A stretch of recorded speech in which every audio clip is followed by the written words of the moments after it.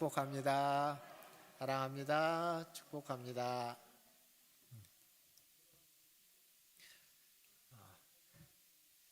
예, 오늘 처음 오신 분, 오랜만에 오시는 분들 다 반갑고 감사합니다.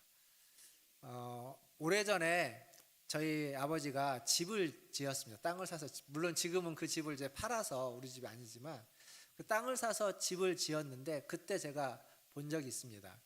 집을 이렇게 땅을 파가지고 거기에다가 그 철근을 막 밟고 콘크리트를 쏟아 부었습니다. 상당히 깊이 팠는데 거기에다가 그냥 콘크리트를 쏟아 부어서 이렇게 다 막아버리더라고요. 그래서 그때 왜 이렇게 하냐고 물어보니까 여기를 이렇게 깊이 튼튼히 해놔야 그 위에 집을 세우는데 뭐 1층이든 2층이든 3층이든 올리는데 문제가 없다고. 그래서 기초를 굉장히 튼튼히 다져야 된다라는 얘기를 들은 적이 있습니다. 지난 2025년 올 1월 첫 주부터 이 다시 세우는 하나님의 집이라는 표어로 시작하면서 하나님의 집이라는 주제로 말씀을 한 2달 정도 전했습니다. 당시에 출애굽기 본문과 요한복음을 중심으로 말씀을 전했는데 출애굽기 본문을 제가 하면서 출애굽기에 하나님의 집을 세우는 이야기가 많이 있다, 중요하다 라고 말씀드렸고, 언젠가 출애굽기에 있는 그 하나님의 말씀, 하나님의 집을 세우는 그 말씀을 같이 좀 나누면 좋겠다라고 했습니다. 그게 이제 오늘부터입니다. 근데 그게 뭐냐면 출애굽기 25장부터 뒤에까지 나오는 성막을 만드는 이야기입니다.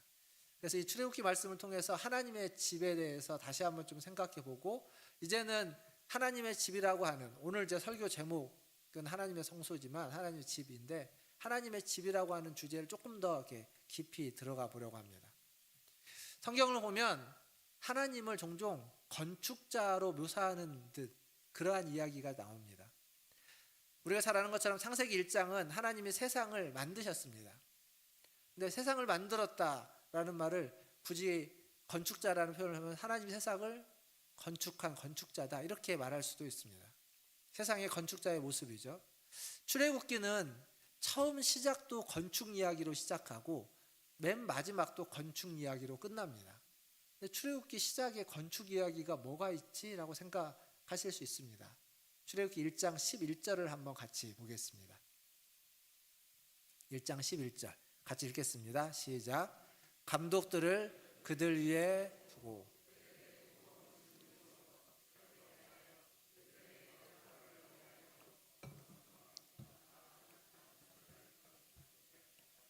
건축하게 하니라. 무엇을 건축했습니까?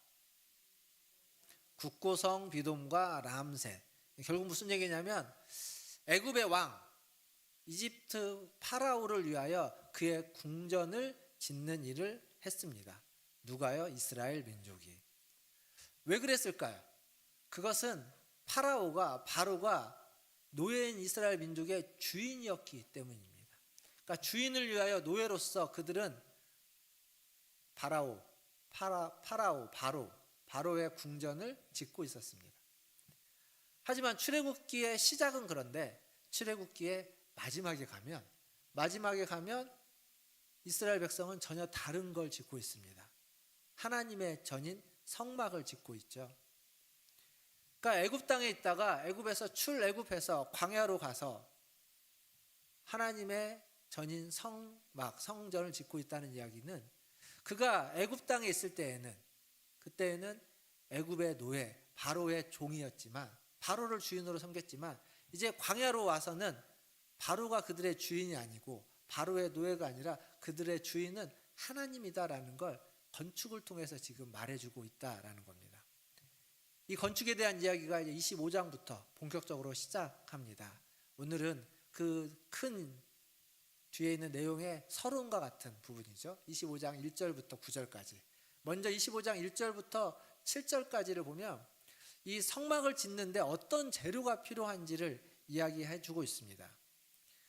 제가 저희 교회가 지금 리모델링을 많이 했죠. 1층을 다 리모델링을 했고, 거기 이제 외부에서 전문가들이 와서 리모델링을 했고, 그리고 여기 강단도 저희 교회 집사님들이 이제 리모델링을 했습니다. 그리고 지하 1층에 비전홀도 그렇게 전체적으로 또 리모델링을 우리 성도님들과 함께 했죠. 그리고 2층도 부분적이지만 또 리모델링을 했습니다. 교회에서 같이 할 때는 뭐 제가 같이 일도 하고 돌아도 보고 그렇게 많이 했고, 그 1층 리모델링 할 때는 그 설계부터 시작해서 계획 세우는데 다 참여를 했습니다.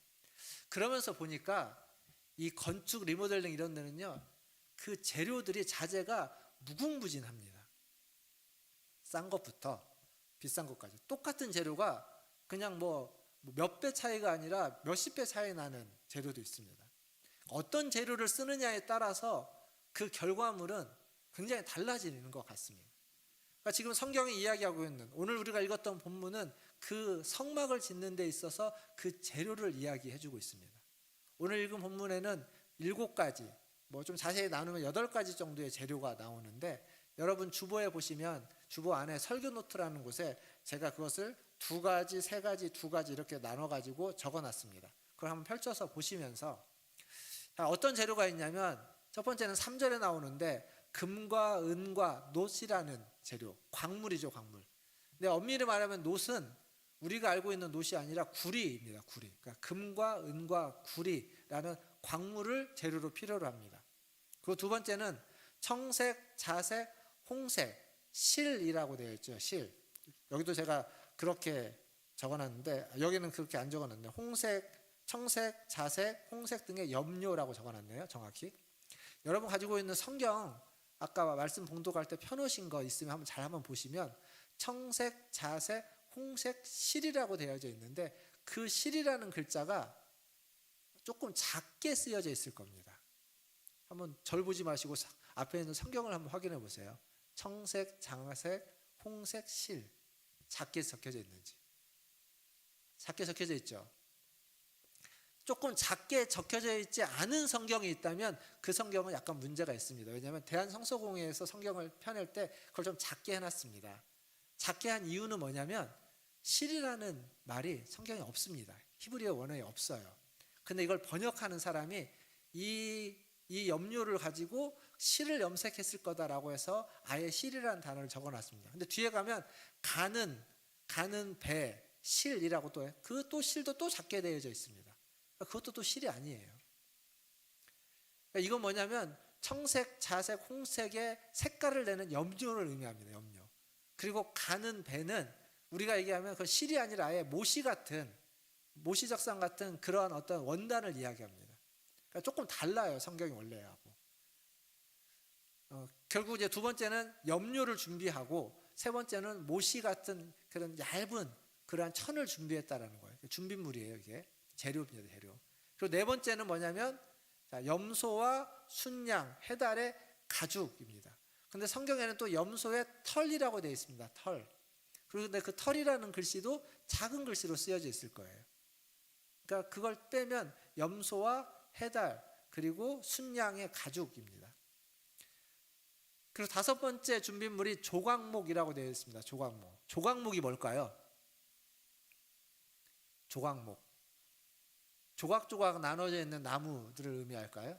조각조각 나눠져 있는 나무들을 이렇게 붙여갖고 만든 어떤 지금 그런 나무들이 있죠. 그런 합판을 비롯해서 뭐 여러 가지 나무들을 이야기하는데 그런 게 아니라 성경이 말하는 조각목은 사실 우리 동네에 저기 산에 있는 나무입니다. 아카시아 나무입니다. 아카시아 나무. 그들 주변에 있었던 나무. 성경에는 조각 씨띠나무라고 해서 그런 나무를 의미합니다. 그러니까 결국 이제 나무를 준비하는 거예요. 조각목이라는 나무. 그리고 여섯 번째는 등불을 밝히기 위해서 기름과 그리고 향을 위한 향료를 준비해 놓습니다. 그리고 마지막 일곱 번째는 호마노를 비롯한 여러 가지 보석들. 다 보세요. 광물을 준비해 놓고 염료를 준비하고 그 다음에 모시 같은 얇은 천들, 그 다음에 가죽, 나무, 그리고 기름, 향료, 그리고 보석 이렇게 준비해 놓는 겁니다. 근데 이것들이요, 가만히 생각해 보시오. 이것들이 흔한 걸까요? 흔하지 않은 걸까요? 흔하지 않은 겁니다. 지금에야 뭐 보석이라는 게 지금도 좋은 보석, 귀한 보석은 비싸고 흔하지 않고 요즘 뭐 이미테이션 해서 이런 것들이 있죠. 가죽옷 그렇게 흔하지 않. 지금도 가죽옷은 흔하지 않은 옷들입니다. 그리고 지금은 색을 내는 게 쉽지만 한 몇백 년 전에 가보면 색을 낸다는 게 그렇게 쉬운 일이 아니었습니다. 그러니까 염료라는 건 굉장히 귀한 거였습니다. 근데 성경에 지금 쓰여지고 있는 이때는 지금으로부터 3,500년 전, 4,000년 전 이때이기 때문에 그 시대의 염료는 훨씬 더 귀한 것들이었죠. 광물, 금과 은, 구리, 지금도 귀한 광물인데 이전에는 어떻겠습니까? 더 귀한 것들이죠. 결국 성막을 지을 때 이 재료들은 귀하고 비싼 재료들이었다는 겁니다. 근데 그 얘기는 무슨 얘기냐면 이것들을 어디서 뚝딱 떨어지는 것이 아니라 여러분이 오늘 읽었던 본문 2절에 가보면 이스라엘 자손에게 명령하여 내게 예물을 가져오라. 그러니까 이스라엘 백성이 예물을 내어야 되는 겁니다. 드려야 되는 거예요. 그러면 그들에게 그게 있어야 되잖아요. 금과 은이 있어야 되고 금과 은과 구리가 있어야, 염료가 있어야 되고 가죽이 있어야 되고 기름이 있어야 되고 보석이 있어야 되는데 노예로서 살았던, 애굽 땅에서 노예로서 살았던 그들에게 그게 있을 턱이 없죠. 있지 않는데 내라고 하면 그것만큼 부담스러운 게 없습니다. 내고 싶어도 낼 수 없는데 얼마나 힘들겠습니까? 그런데 사실은 실제는 그렇지 않습니다. 왜냐하면 이스라엘은요 출애굽할 때 애굽 사람들이 이스라엘에게 많은 재물을 나누어 줍니다. 그래서 그 재물을 얻어서 와요. 성경에 보면 은혜로 받았다고 나옵니다. 그러니까 빨리 나가라고, 지금 거기서 10가지 재앙 때문에 그들이 너무 힘들어하고 있으니까 빨리 나가는 게 너무 감사하다고 하면서 자기가 가지고 있었던 금은 보화와 폐물들을 다 줍니다. 결국 이 지금 7가지 예물들은요, 7가지 재료들은요, 그들이 원래 가지고 있던 게 아니라 출애굽하면서 애굽 사람에게 다 얻어왔던 것들을 다 받은 것들이에요. 그래서 이미 그들은 그것들을 가지고 있었습니다. 소유하고 있었어요. 그러니까 내놓을 수 있었습니다. 없던 것을 내놓으라고 하면 어렵겠지만 이미 가지고 있는 거니까 그걸 내놓으라고 하면 얼마든지 내놓을 수 있는 겁니다. 그러니까 솔로몬의 성전을 지을 때도 사실은 마찬가지입니다. 성전을 짓는데 많은 힘과 부와 그런 능력이 필요하기 때문에 솔로몬이 그것들을 다 준비했을 때, 그것이 풍족했을 때, 넘쳐났을 때 그때 성전을 짓게 합니다. 물론 다윗 때 짓지 않고 솔로몬 때 짓게 한 건 영적인 다른 의미가 있지만 그냥 어떤 물질과 재원만으로 놓고 보면 다윗 때보다 솔로몬 때가 훨씬 더 부강하고 강했고 풍성했기 때문에 성전을 더 화려하고 웅장하고 아름답게 짓는데 적합했다라는 겁니다. 그런데 그럼에도 불구하고 한번 내 손에 들어온 건요, 내 것입니다. 거저 받긴 했지만, 은혜로 받기는 했지만 내 안에 들어온 이상 그것을 내놓는 건 쉬운 일이 아닙니다. 안 그런가요? 저만 그런가요? 여러분은 남이 그냥 공짜로 준 거여서 받았으면 다른 사람한테 내놓는 게 아무런 부담이 없이 막 주십니까? 한번 나한테 들어온 건 내 거예요. 어찌 됐든. 그걸 공짜로 받았어도 그걸 다른 사람에 내놓는다는 건 사실 그렇게 생각보다 쉬운 일이 아닙니다. 내가 거저 받았다고 내가 거저 준다? 성경은 계속 그걸 이야기하지만 그걸 실천하는 게 그렇게 쉽지 않다는 걸 우리는 잘 압니다. 거저 받았어도 받은 이상 내 거예요. 내가 주는 건 거저가 아닌 것처럼 느껴지는 겁니다. 그래서 무언가를 드릴 때에는 약간의 부담 그리고 희생이 좀 있어야 됩니다. 그것 없이는 할 수 없는 일입니다. 근데 좀 다르게 말하면, 적극적으로 표현하면 오늘 우리가 읽었던 2절 말씀에는 뭐라고 되어 있냐면 기쁜 마음으로 내는 자, 죄송합니다. 기쁜 마음으로 내라고 이야기합니다. 기쁜 마음으로 헌신하라는 얘기입니다.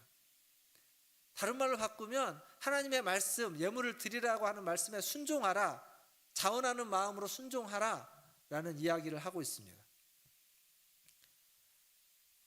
거저 받았지만 거저 내는 건 쉽지 않기에 하나님이 말씀을 하고 있습니다. 거저 받았으니 거저 주라고. 내가 노력한 만큼, 사실 여러분이 가지고 있는 것들은요, 여러분이 수고하고 노력해서 얻은 것들일 겁니다. 대부분이 그럴 겁니다. 아니 어쩌면 전부 다 그렇다고 생각할 수도 있습니다. 하지만 조금만 더 생각해 보면 정말 내가 수고한 것, 내가 가지고 있는 게 다 나의 수고 때문일까? 여러분보다 더 많이 수고하지만 여러분보다 더 적게 갖고 있는, 더 적게 얻는 사람들이 있습니다. 여러분보다 더 적게 수고하지만 여러분보다 훨씬 더 많이 가지고 있고 많이 얻은 사람이 있습니다. 그 얘기는 뭐냐면 노력하고 수고한 만큼 얻는 게 아니라는 겁니다. 우리가 살고 있는 세상은요, 내가 노력하고 수고한 만큼 그거에 비례해서 모든 게 주어지지 않습니다. 어떤 사람은 이미 출발선부터 다르고, 어떤 사람은 조금만 수고하고 노력해도 그것에 가치를 더 부여했다라는 의미로 더 많은 것들을 얻기도 하고, 어떤 사람은 정말 더 목숨을 바쳐서 일하고 수고하지만 많이 얻지 못하는 사람들도 얼마든지 있습니다. 그래서 이 얘기가, 제가 하고 싶은 얘기는 이겁니다. 결국 우리에게 주어진 건 우리의 수고도 있지만 하나님의 은혜가 더 크다라는 거예요. 여러분의 수고도 분명히 있습니다. 여러분이 열심히 일했고 여러분의 수고와 땀방울이 녹아 있습니다. 그러나 더 큰 부분은 하나님의 은혜로 우리에게 주어진다라는 겁니다. 그걸 알아야 하나님 앞에 드릴 수 있는 자가 됩니다. 그걸 모르면 내가 수고하고 내가 노력했는데 왜 하나님이 달라고 하느냐로 느껴지겠지만, 그걸 안다면 내가 노력하고 수고한 것만이 아니라 하나님의 은혜가 더 크다는 걸 알기에 하나님께 하나님이 바치라고 할 때 드릴 수 있는 사람이 되는 겁니다. 사랑하는 성도 여러분, 우리 문화천재교회 성도들이 그러한 성도들이 되기를 주님의 이름으로 축원드립니다. 이렇게 하나님은 예물을 드리라고 하면서 이제 성막을 지켜야 합니다. 근데 여러분, 성전이라는 말이 있고 성막이라고 하는 표현이 있는데 두 가지를 그냥 같이 섞어서 막 쓰기도 합니다. 저도 그럴 건데요. 근데 둘을 굳이 구분하자면 성전은 건축을 이야기합니다. 건물을 말해요. 성전은 건물. 성막은 뭘 이야기할까요? 성막은 텐트를 이야기합니다. 텐트. 건축물이 아니에요. 그냥 임시로 지어놓는 텐트 같은 겁니다. 근데 잘 생각해 보세요. 지금 하나님이 성막을 지으라고 하고 있는데 하나님이 어떤 분이십니까? 우주를 만드신 분입니다. 천지를 만드신 분이에요. 그리고 만드셨을 뿐만 아니라 그것을 운행하시고 그것을 다스리시고는 분입니다. 그러니까 그 하나님의 텐트, 하나님의 집을 지음에 있어서 성막은 굉장히 크고 웅장해야 됩니다. 지금 재료를 보면 금은보화를 비롯한 수많은 재료들이 있잖아요. 그 재료가 그렇게 귀한 것처럼 그것 또한 웅장해야 됩니다. 근데 성막의 크기가 어느 정도 되냐면 지금 출애굽기에서 말해주고 있는 성막의 크기는요, 우리로 표현하면 18평 정도입니다. 18평. 18평이 여기 몇 평 정도 될까요? 저도 잘 모르겠습니다. 평수가 얼마나 되는지. 근데 여기 한 100평은 될 겁니다. 예, 100평 조금 안 될까요? 18평이면요. 여기에 5분의 1 정도 됩니다. 그러니까 얼마 안 돼요. 조그만 합니다. 성막이라는 게. 근데 그 작은 게 천지를 만드신, 우주를 만드신 하나님의 거처다? 너무 초라합니다. 너무 초라합니다. 그럼 왜 그렇게 만들게 하셨을까? 왜 그렇게 만들게 하셨을까? 크고 웅장하게 재료가 다 있으면 더 크고 웅장하게 만들 수 있는데, 그때 두 가지를 생각해 보시죠. 하나님은요, 이스라엘 백성에게 너무 큰 부담을 지우기를 원치 않습니다. 적당한 정도의 부담인 거예요. 작은 것. 근데 그보다 더 중요한 건 뭐냐면, 지금 이스라엘은 어디에 있냐면 애굽이 아니라, 가나안이 아니라 광야에 있습니다. 광야에서 멈춰 있지 않고 계속 움직여야 됩니다. 이동을 해야 돼요. 근데 성전으로 건물을 지어서 땅에다가 기초를 다지고 기둥을 세우고 건물을 지으면 그걸 가지고 옮길 수가 없어요. 텐트. 지금 이스라엘 백성들도 텐트에서 삽니다. 각자 자기들의 살고 있는 초막으로 지은 텐트든 가죽으로 지은 텐트든 천으로 지은 텐트든 텐트에서 살고 있는데, 그들처럼 텐트에서 살고 거하고 그 텐트를 이동할 수 있도록 만든 겁니다. 그럼 왜 그렇게 했느냐? 하나님이 성막을 지으라고 하는 목적이 뭐냐면 이스라엘 백성과 함께 하기 위해서인 겁니다. 그들이 이동할 때 이동하지 못하도록 그들의 발목을 잡기 위해서가 아니라 그들이 이동하는 그들의 발걸음을 인도하기 위해서, 어디로 가야 될지를 알려주기 위해서 하나님은 이스라엘 백성과 함께 하시는데, 그러려면 이동할 수 있는 거쳐야만 하는 겁니다. 그래서 텐트로 만드셨다는 거예요. 사랑하는 성도 여러분, 하나님은요 지금도 우리와 함께 하기를 원하십니다. 근데 우리와 함께해서 여러분의 발목을 잡고 여러분을 꼼짝달싹 못하게 뭔가 얽매이기 위해서 함께하는 것이 아니라 여러분의 가는 길을 인도하기 위해서, 여러분의 발걸음을 인도하기 위해서 여러분과 함께하기를 원하십니다. 여러분이 가는 그 길이 선하고 바른 길로 갈 수 있도록 인도하기를 원하는 겁니다. 어둡고 악한 길이 아니라 옳고 바르고 선한 길, 밝은 길로 인도하기 위해서 하나님은 함께하십니다. 하지만 때로는 걸어가는 길이 가시덤불일 수도 있습니다. 때로는 예상치 않았던 어려움, 비바람이 치는 그러한 순간도 있을 겁니다. 그러나 그때에도 기억할 건 하나님이 함께 인도한다는 건 하나님의 선하신 뜻과 계획이 있다라는 겁니다. 그리고 그 모든 일에, 그 모든 길에 끝은 하나님이 계신 곳, 아름답고 영광스러운 주님을 만나게 되는 그러한 곳이 될 겁니다. 지금 여러분의 길이 가시덤불 같고 폭풍우 같을지라도, 아니 여러분의 길이 지금 평탄하고 그냥 순탄할지라도, 오르막길이든 내리막길이든 어떤 길이든 그 길을 걸어가시고, 다 지나갈 길입니다. 오르막도 지나가고 내리막도 지나가고, 때로는 가시덤불도, 때로는 비바람이 치는 길도, 때로는 너무 아름다운 길도 지나갈 겁니다. 그러나 그 길 끝에서 우리는 아름다웠고 영광스러운 주님을 만날 거라는 걸 꼭 기억하시고, 여러분이 걸어가는 그 길을 잘 이겨내시면서, 힘내서, 견디면서, 누리면서 걸어가시기를 주님의 이름으로 축원드립니다. 이렇게 성막에 대한 재료를 언급한 후에, 7절까지 언급한 후에 8절에 성막이 무엇인지, 성막의 어떤 목적이라고 할까요? 그걸 이야기해 줍니다. 8절을 한번 같이 읽어보겠습니다. 25장 8절입니다. 같이 읽겠습니다. 시작. 내가 그들 중에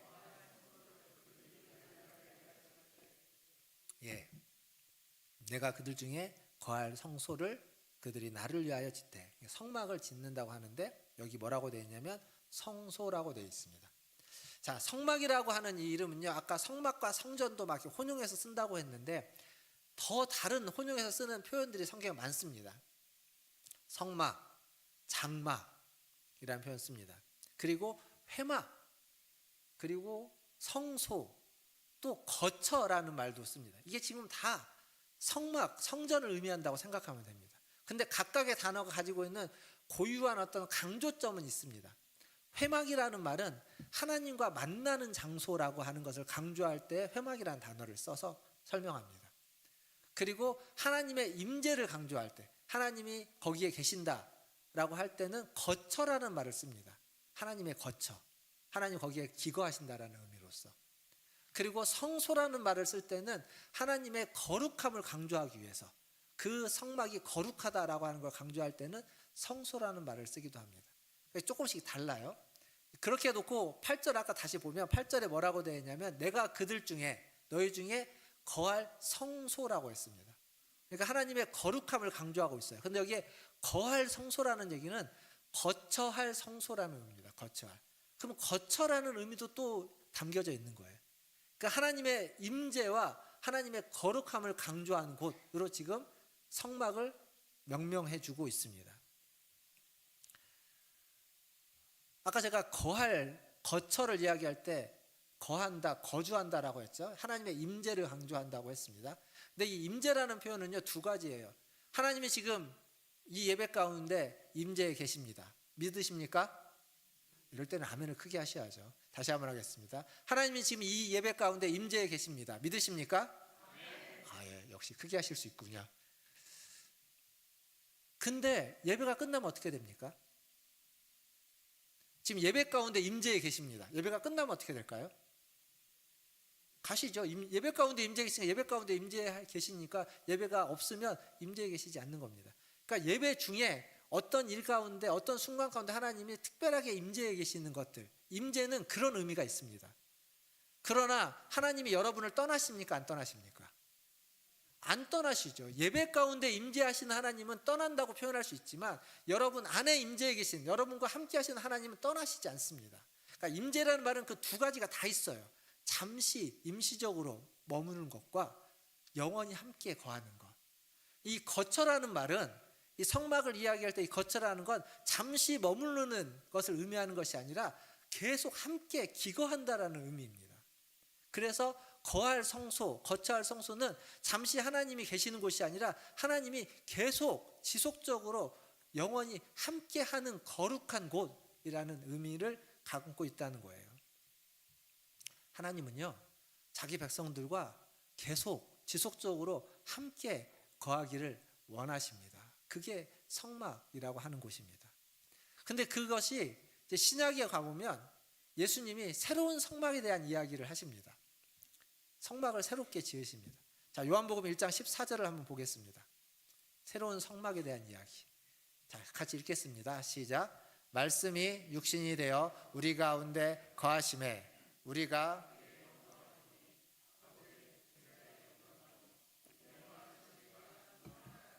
아멘. 자, 여기 성막이라고 하는 표현이 어디 있나요? 없죠. 없죠. 자, 말씀이 육신이 되었다. 이게 성육신을 의미하지 않습니까? 예수님이 이 땅에 오셨다는 거예요. 예수님이 이 땅에 오셨는데 성막을, 제가 새로운 성막을 지으셨다고 했는데 표현이 없어요. 이 구절을 하면서. 근데 있습니다. 제가 앞에서 이야기했던 그 표현이 여기에 고스란히 있습니다. 어디에 있냐면 우리 가운데 거하심에, 거한다, 거처한다 라는 얘기예요. 아까 거처라는 말을 했잖아요. 임재를 강조할 때 하나님이 함께한다. 성막은 이스라엘 백성 가운데에다가, 그들의 그 진 가운데에다가 짓습니다. 그들 가운데 성막이 있습니다. 우리 가운데 거하신다. 저 표현은요, 구약에 있는 성막의 그 이미지, 그때 썼던 그 단어, 그 거처한다는 단어를 그대로 헬라어로 번역해가지고 저기에 쓰고 있습니다. 자, 그러면 어떻게 되냐면 말씀이 육신이 돼요. 예수님이 이 땅에 오셔서 말씀 육신이 되어서 우리 가운데 거하심에 성막이 우리 가운데, 텐트가 우리 가운데 쳐졌다. 그 얘기를 하는 겁니다.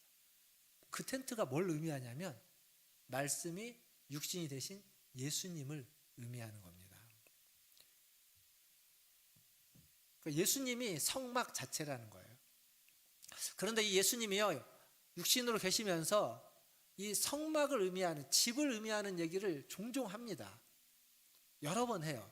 근데 거기에 꼭 이런 표현을 해요. 내 아버지의 집이라는 표현을 씁니다. 요한복음 14장 2절에 가보면 내 아버지의 집에 거할 곳이 많도다 이렇게 얘기해요. 그러면서 내가 내 아버지 집에 올라가서 너희가 올 거처를 예비하고 예비한 뒤에 다시 와서 너희를 데리고 올라가겠다 그렇게 이야기합니다. 그리고 요한복음 2장에 가보면 또 아버지의 집을 이야기하면서 내 아버지의 집으로 장사하는 집을 만들지 말라. 그러니까 성전에서 지금 장사하고 있는 사람들의 상을 엎으면서 내 아버지의 집을, 장사하는 집을 만들지 말라, 강도의 구렬로 만들지 말라 라고 하면서 난리를 치죠. 거기에서도 내 아버지의 집이라고 이야기합니다. 또 다른 데 가보면 내 아버지의 집은 만민이 기도하는 집이다 라고 표현하기도 합니다. 근데 이 내 아버지의 집이라고 똑같이 말했는데 이게 다 달라요. 어떻게 다르냐면 요한복음 14장 2절에서 이야기하고 있는 내 아버지의 집에는 거처할 곳이 많다 라고 할 때 그 내 아버지의 집은 어디에 있는 내 아버지의 집이냐면 하늘에 있는 아버지의 집입니다.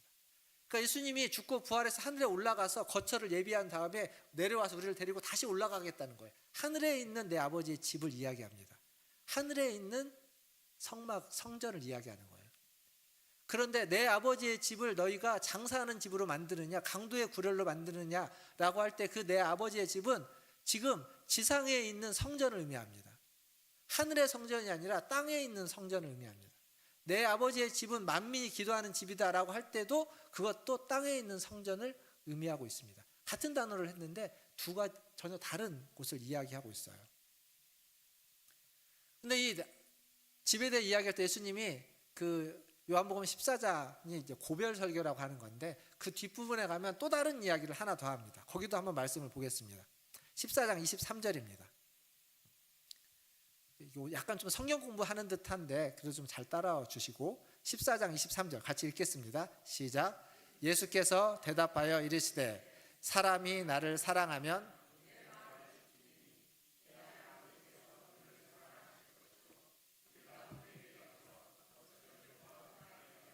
아멘. 자, 여기 거처가 또 나오죠. 거처가 이 뒤에 부분 보세요. 우리가 그에게 가서 거처를 그와 함께 하리라. 자, 여기에서 우리는 누굴까요? 우리는 누굽니까? 지금 이 말을 하고 있는 사람 누구죠? 화자가 누굽니까? 예수님이잖아요. 예수님께서 대답하여 이르시되, 예수님이 지금 말하고 있습니다. 뭐라고 말하냐면, 사람이 나를 사랑하면 내 말을 지킬 것인데, 내 말을 지키면 내 아버지께서 그를 사랑할 것이고, 그러면 우리가, 여기서 말하는 우리는 그럼 누구죠? 나와 아버지가 되겠죠. 나와 아버지가, 우리가 그에게 가서, 자, 여기서 그는 누굽니까? 그러면 그는 예수님을 사랑하고 예수님의 말을 지키는 사람들, 그에게 가서 그와 함께 거처하리라. 이건 이 거처는 하늘에 있는 거처일까요? 땅에 있는 거처일까요? 잘 생각해보자. 하늘에 있는, 앞에 하늘에 있는 거처는 예수님이 내려와 가지고 데리고 올라간다고 했어요. 근데 지금 이 말은 다시 23절 좀 보여주세요. 내려와서 데리고 올라가는 것이 아니라 우리가 그에게 간다고요. 그 사람이 있는 곳에. 그럼 사람은 어디에 있죠? 땅에 있잖아요. 땅에 있는 사람에게, 땅에서 내 말을 듣고 나를 사랑하는 사람, 그리고 내 말을 지키는 사람, 땅에 있는 그들에게 하늘에 있는 하나님과 내가 갈 거다라는 거예요. 가서 그들과 함께 기거할 것이다 라고 이야기해주고 있는 겁니다. 이해가 되셨습니까? 예. 자, 여러분, 요한복음 14장에서 앞부분은요, 하늘에 있는 성전을 이야기합니다. 하늘의 거처를 말해주고 있어요. 그것을 예비한 다음에 우리를 다시 다 데리고 올라갈 것이다라고. 근데 요한복음 14장 23절, 방금 읽었던 9절, 이 후반부는 땅에 있는 성전을 이야기합니다. 근데 땅에 있는 성전을 의미하는데, 그게 어떻게 성전이 되는 거냐면, 삼위 하나님이 그에게 가서 그와 함께 기거함으로써 거기가 성전이 되는 거예요. 근데 그와 함께 기거한다는 건 어디에, 하나님 우리에게 왔어요. 우리와 함께 기거한다. 어디에 기거하는 걸까요? 하나님 우리와 함께 어디에 계시는 거죠? 그렇죠. 정확합니다. 우리 몸에. 이걸 사도 바울은 정확하게 요한복음이 아니에요, 고린도전서 3장 16절에 이렇게 이야기합니다. 같이 한번 읽어보겠습니다. 고린도전서 3장 16절 같이 읽겠습니다. 시작.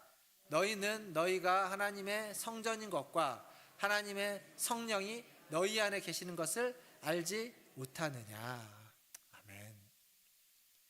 예수님이요, 이 땅에 오시는 걸 초림이라고 합니다. 다시 오시는 걸 재림이라고 하죠. 예수님이 초림하기 이전에 하나님의 집은 어디였습니까? 하나님은 어디 기거했습니까? 성전에 기거했습니다. 성막, 성전이 하나님의 집이었습니다. 그런데 예수님이 오셨을 때, 예수님이 이 땅에 오셨을 때는 그 새로운, 이전에 성막은 사라지고 새로운 성전, 성막이 생기는데, 그게 뭐였냐면 예수님이었습니다. 예수님이 새로운 성전과 성막이었습니다. 예수님이 이제 십자가에 죽고 부활하신 다음에, 승천하시고 난 다음에 예수님이 올라가 버렸으니까 새로운 성전이 올라가 버렸어요. 그럼 이 땅에는 하나님의 집, 하나님이 계시지 않느냐? 아닙니다.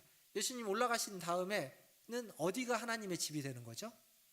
우리가 예수님을 믿는 우리가 하나님의 집이 되는 겁니다. 하나님이 우리와 함께 하시고 우리와 함께 우리 몸에 계시는 거예요.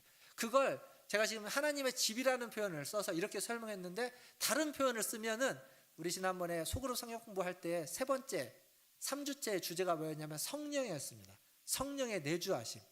예수님이 하늘로 올라가시고, 그리고 성령을 우리에게 보내주셔서 우리 안에 성령님이 들어와 계신다. 그러면 보세요. 하나님과 예수님이 우리와 함께 하시고 성령이 우리와 함께 하십니다. 삼위 하나님이 우리와 함께 함으로써 우리가 하나님의 집이 되는 겁니다. 다시 세우는 하나님의 집. 교회의 의미가 있죠. 교회가 중요합니다만, 그러나 가장 근본적으로는 여러분 한 사람 한 사람이 하나님의 집인 겁니다. 내가 다시 세워져야 되는 겁니다. 너희가 하나님의 성전인 것과, 지금 사도 바울이 얘기하는 거예요. 너희가 하나님의 성전인 것과 하나님의 성령이 너희 안에 거하시는 걸 왜 모르느냐? 그걸 모르고 어떻게 하나님을 믿는 자라고 할 수 있겠느냐? 지금 그 얘기를 하는 겁니다. 사랑하는 성도 여러분, 이 땅에서 우리가 부활하신 주님을 믿고 살아간다는 것은 이 땅에서 하나님의 성전이 되는 겁니다. 하나님의 집, 하나님이 기거하는 곳이 되는 겁니다. 그걸 믿으셔야 됩니다. 여러분이 하나님의 성전, 하나님의 거룩한, 하나님이 기거하시는 성소라는 걸 믿으시기를 주님의 이름으로 축원드립니다. 이제 말씀을 맺겠습니다. 신구약 성경은요, 하나님이 집을 지으는 분으로 묘사하고 있습니다. 백성 가운데 집을 짓습니다. 그리고 그 백성들과 함께 살고자 하는 겁니다. 잠깐 있다가 가기 위해서가 아니라 계속 오랫동안 살고자 집을 지었습니다. 그 첫 번째 집이 어디였냐면 에덴 동산입니다. 에덴 동산.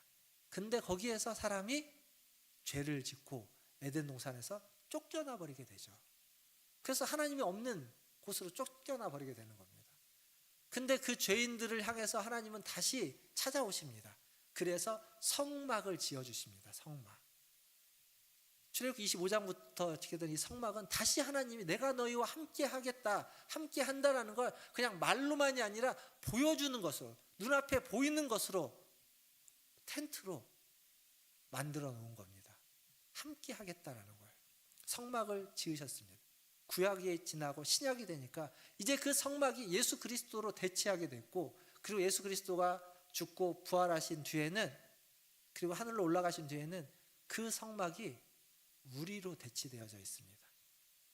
그리고 우리가 이 땅에 하나님의 거처로 있다가, 모인 우리 교회가 그러한 곳으로 있다가 주님이 다시 오실 때 온전한 하나님께로 나가게 되는 겁니다. 우리가 알아야만 하는 건 이겁니다. 앞으로 이제 성막에 대해서 공부를 할 때 가장 중요하게 우리가 알아야만 하는 건 뭐냐면, 하나님이 우리와 얼마나 함께 하기를 원하시는지, 하나님이 여러분과 얼마나 함께 기거하고 싶어 하시는지, 하나님이 여러분과 얼마나 동행하는 걸, 함께하는 걸 얼마나 원하고 간절히 소원하는지를 반복적으로 여러분들은 알고 깨달아야 됩니다. 죄를 짓고 집을 떠난 아들을 간절히 기다리고 있는 그 아버지의 마음으로 하나님은 여러분과 함께하기를 원하신다는 사실을 꼭 기억하십시오. 그리고 그 아버지의 마음을 받아들이고 여러분도 그 아버지와 함께하기를 원하셔서 끊임없이 순간순간 매일매일 아버지와 함께 기거하시고 동거하시고 동행하시고 함께 살아가시는 우리 문화전제일교회 성도님들 다 되시기를 주님의 이름으로 축원드립니다. 기도하겠습니다.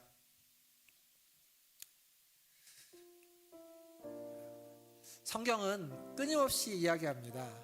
사랑 많은 아버지가 너희와 우리와 함께하기를 원한다고. 그 아버지가, 그 하나님이 거주할 집이 되라고, 하나님과 동거하고 동행하며 성령으로 충만하게 살아가라 라고 끊임없이 요구합니다. 오늘 우리 시간 기도할 때, 하나님, 내가 그리스도의 말씀에 순종하여서 그리스도의 말씀을 지켜서 하나님이 거주하는 거룩한 성소가 되기를 원합니다. 하나님의 말씀에 순종해서 거룩한 성소가 되게 하여 주시옵소서.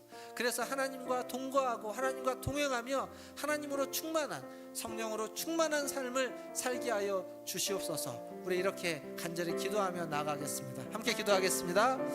하나님, 이 시간 하나님